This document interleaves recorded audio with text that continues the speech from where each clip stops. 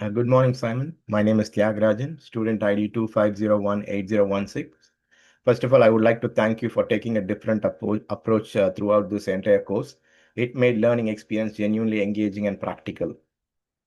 So let me move on to the first slide.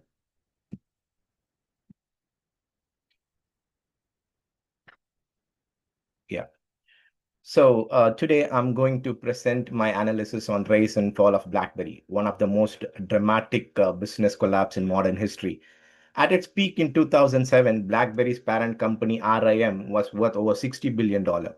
By 2016, revenue had fallen from 20 billion to just 2.2 billion and further down, and the company had lost money for the 4 or 5 straight years.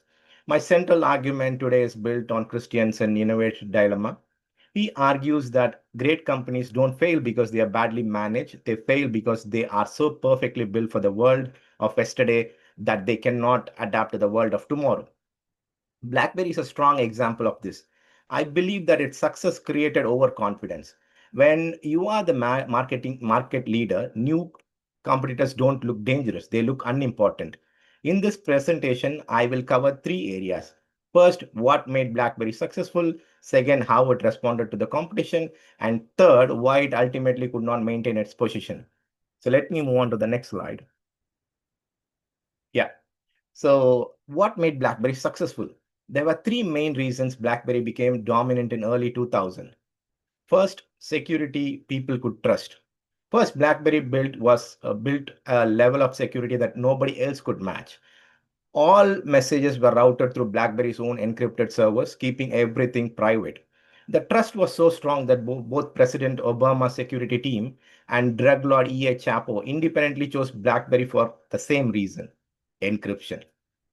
When the most powerful and most wanted people in the world pick the same product, that tells the security was genuinely exceptional.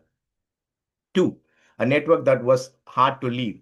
BlackBerry built a business ecosystem that made switching expensive. By 2005, more than 42,000 organizations had installed dedicated BlackBerry service carriers. Carriers, IT department, and large companies all had financial incentives to keep BlackBerry at the center of their operations.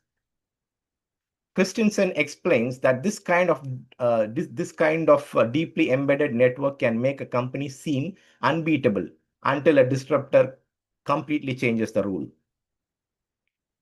Three, a revenue model that kept the money flowing. BlackBerry had a strong recurring revenue model that Apple never copied. RIM charged mobile carrier a monthly fee for every BlackBerry user. By 2010, this was bringing in about $900 million every quarter with a very high profit. This gave BlackBerry financial stability, but it also created a problem. When the customer started preferring iPhones and touchscreens, carrier no longer wanted to pay those same fees. As customer demand changed, BlackBerry's income started shrinking. So now let's move on to section B, how BlackBerry reacted to competition. When Apple, yeah, let me move on to the next slide. Yeah.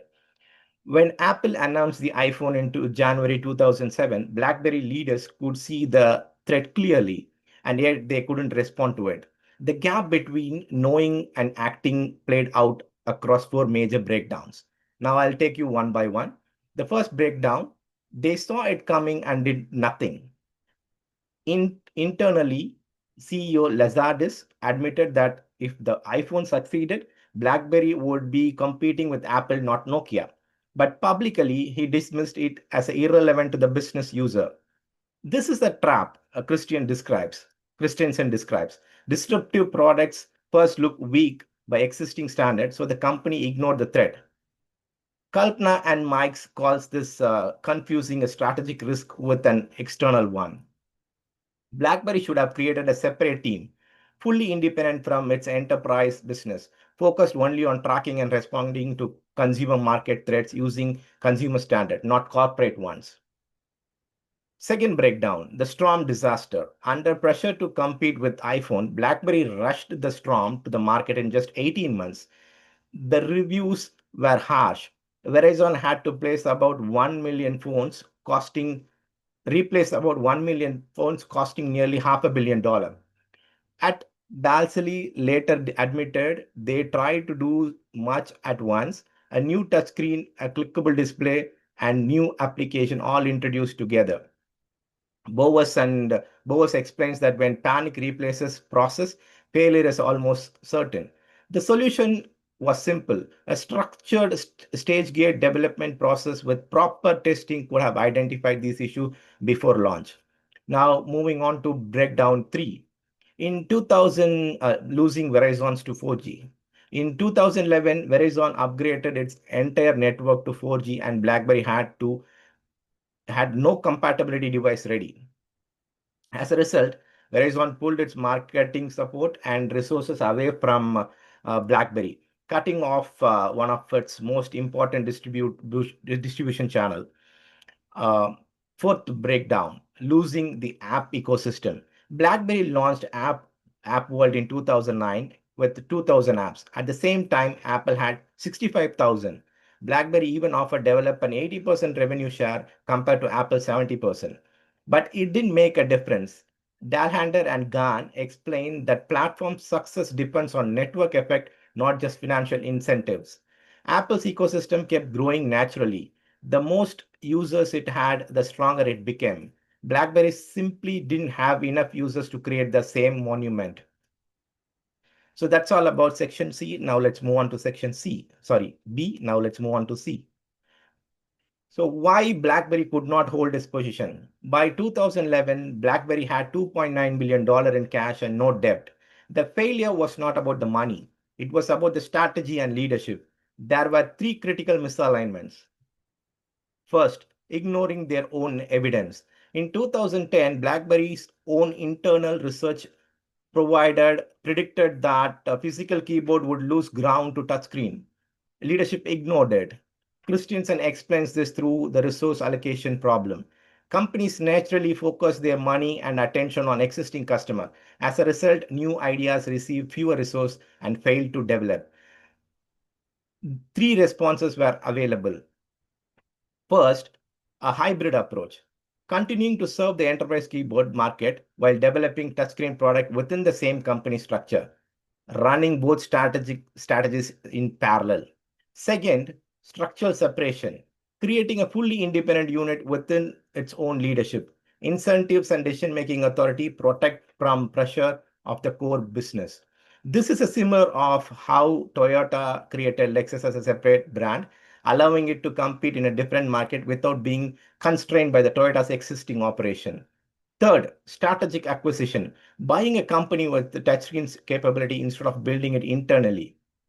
BlackBerry made 29 acquisitions between 2005 and 2016, including QNX for $200 million, but none were used strongly enough to close the consumer gap. The playbook launch shows that cost of this delay. BlackBerry shipped 200,000 units in the same quarter, and Apple sold 9.3 million iPads, leading to $485 million write down. Yeah. Misalignment 2, walking away from BBM. The CEO, Balsillie, had a plan to open BBM across all platforms, not just BlackBerry devices. BBM had genuine network effects, strong encryption, and loyal user base. It was genuinely worth billion. Lazarus and incoming CEO Haynes rejected the idea. Balsillie resigned from the board in March 2012 because of that decision. 4 years later, WhatsApp sold to Facebook for $19 billion. Islam argues that open innovation reduces risk. The more open your platform, the stronger and more stable the business becomes. BlackBerry had the opportunity but chose not to take it. The solution was clear. BBM should have been treated in a standard platform and open to all users instead of being used to lock customers into BlackBerry devices. Misalignment 3, a leadership structure that couldn't decide. When the SEC examined BlackBerry's governance structure, consultants discovered that CEO had no formal job description, no performance target, and no strategy oversight from the board. When COO Larry Connell resigned in 2009, accountability involved in day-to-day decisions, which slowed down everything further. Day and Boise argues that innovation leaders need clear pipeline metrics to know where their strategy is going off track.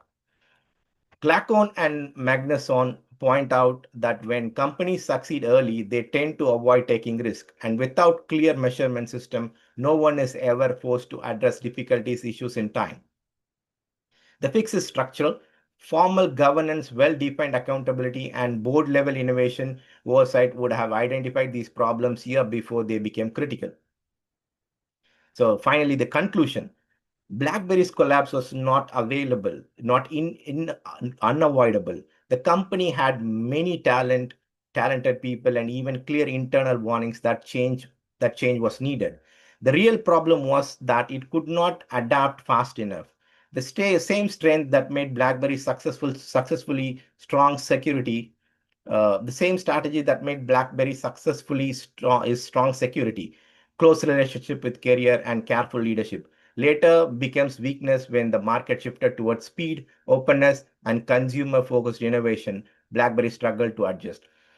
There were clear options available: developing products in parallel, creating a separate innovation unit, making stronger acquisition, opening BBM to other platforms, and improving governance. But these changes were either delayed or not implemented properly. The lesson goes beyond BlackBerry.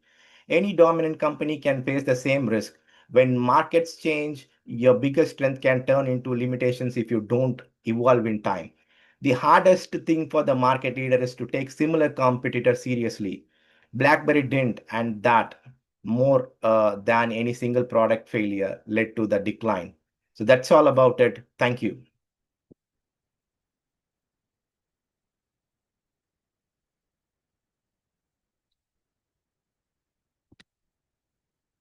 And here are my references, key references.